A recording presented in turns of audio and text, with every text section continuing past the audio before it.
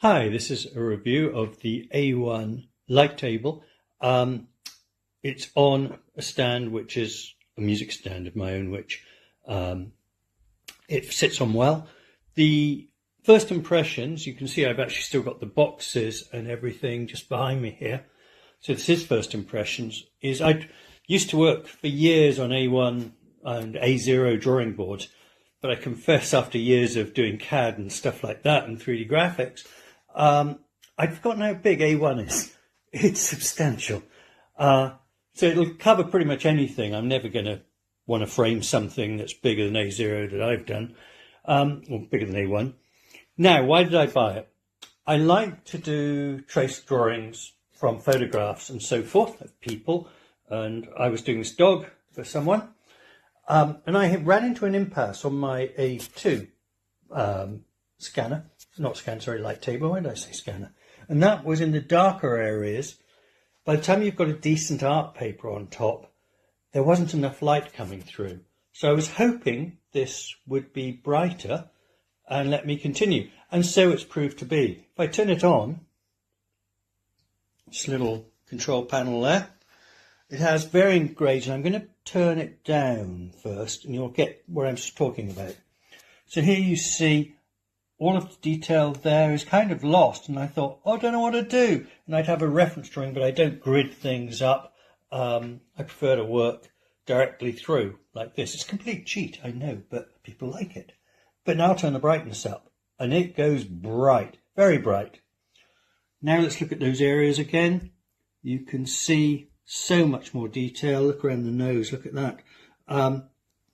It makes everything so much easier. It's also got a scale along the side, upside down in this particular orientation, which I won't use, but I know other people certainly will. Right now, that's as it is, even with the protective film on. I've not taken the film off yet.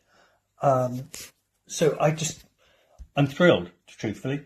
I think that's the only word for it. I am absolutely thrilled. Does it remember setting? So I've gone dim. That's as dim as it will go. Let's turn it off. Does it come back same dim? Yes, I think it does. Now let's go to full brightness. Turn it off. Does it come back? Yes. So the device remembers the setting you prefer. Excellent. The lead, the main adapter lead, is good. I can't see any reason one would have it longer in the product. I think you'd end up putting it on an extension if necessary. But I'm glad it's the length it is. It's fine. But I have had similar devices where the lead was frankly a little bit on the short side. This is going to be great. And I'm sorry that I've given away my cheat of how I do these. But what a terrific thing. So, yeah, I'm delighted. I'm really delighted. I can't say enough praise of this. It's exactly what I wanted. It gives me the brightness I was hunting for to allow me to continue, and more. I mean, it's great. You wouldn't want to stare into it all day at full brightness, to be fair, but then that goes without saying, doesn't it? And yes, A1 is quite big, but the packaging's nice. It'll be easy to put it back in there, or I can slide it into an A1 portfolio I have and carry it around, which will be terrific. I'd have liked some sort of big polythene bag rather than just film, because I really don't want it to ever get scratched, and we all know eventually there'll be scratches, and that's just life. But I would have liked, bear in mind, I'm just thinking I have got a big bag with it. I stand corrected. It's not the thickest polythene bag, but yes, it's a polythene bag. So I can put it in that, put it in my portfolio, all good. It's surprisingly light. I mean, really surprisingly light. I think my A2 version is even possibly heavier. And that's good, because obviously you need a table and stand. You don't want too much weight in the thing itself, because it's only thin, because then, you know, potentially you could crack it. But this is brilliant, it really is. It's got enough weight to be stable, you know, if I'm drawing on it.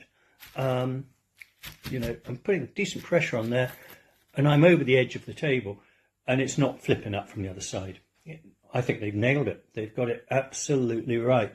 Yeah, I can't praise the product enough. Came very nicely packaged, very secure, and in a box that was rigid enough that you know, it's fully protected.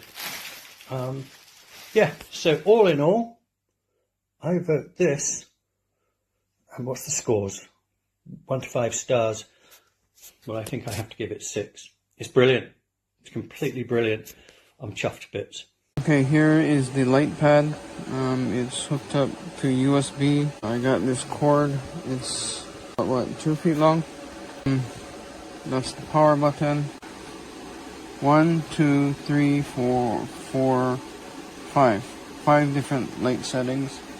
It has the like centimeters at the top, side, and inches on the bottom, and on this side.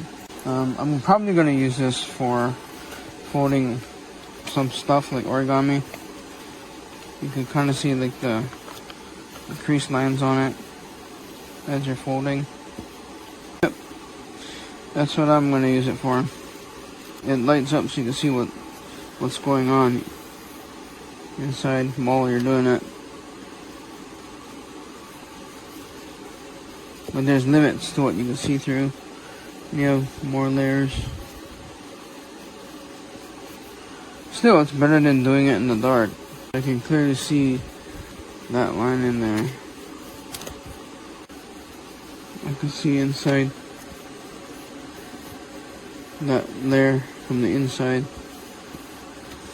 And here's the former world champion in distance, paper airplane distance, Suzanne.